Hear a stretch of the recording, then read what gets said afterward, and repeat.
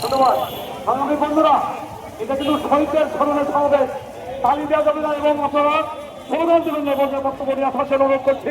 ঢাকা মহানগর উত্তর বিএনপি সংগ্রামী সদস্য সাবেক দক্ষিণগঞ্জ থানা বিএনপি আহ্বায়ক জনজনক মোতালেব হোসেন রতন।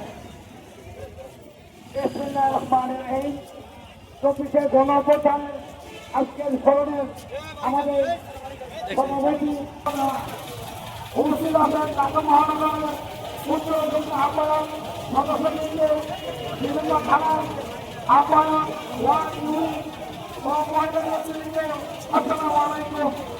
আজকের এই 24শে গণঅভ্যুত্থানে আজকে এই বাংলাদেশের জন্য শহীদ হয়েছেন অনেকের